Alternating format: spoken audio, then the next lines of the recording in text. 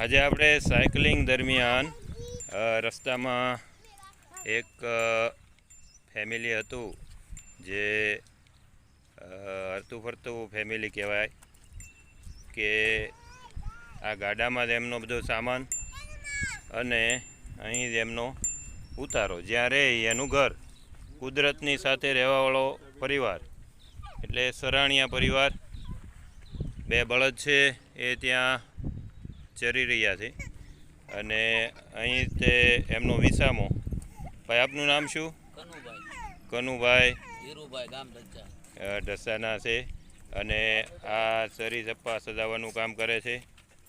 બાળ ગોપાળ સાથે પરિવાર સાથે અમે આ રસ્તામાં સાયકલ લઈને નીકળ્યા તો માતાજીના મંદિરથી આવતા તો આવું સરસ ચોખ્ખાઈ અહીંયા એ કુદરતના સાનિધ્યમાં પણ કેવી ચોખ્ખાઈ રાખે છે.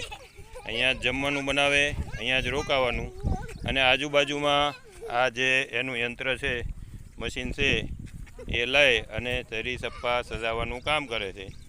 મજૂરી કરી પોતાનું પેટ ભરે છે, મહેનતુ છે, સાચા માણસો છે અને આ કુટુંબની મુલાકાત લેવાનું અમારું નસીબ હશે એટલે રસ્તામાં મળી ગયા તો તમે જુઓ કે એવું સરસ મજાનું ભરત પણ લગાડેલું છે. એનું ગાડું છે ત્યાં આવું ભરત ભરેલું અને આવું સુશોભિત કરેલું છે. વરસાદ આવે તો શું કરો કનુભાઈ? અચ્છા અચ્છા તો વરસાદની સિઝન છે તો આ જે બાંધેલો છે પીળો એ તંબુ ખેંચી લેવાનો, સાપરું બની જાય. બાળગોપાળ સાથે પણ મજા આવી. બાળગોપાળોને પ્રસાદી આપી માતાજીની અને જાજુ તો અમને ખબર નહોતી એટલે ભાગ તો ન લાવ્યા પણ એને ભાગ મળી રહે એવી વ્યવસ્થા કરી દીધી. તો આજે અમારી આ સફરમાં એક આ ઉમેરો થયો.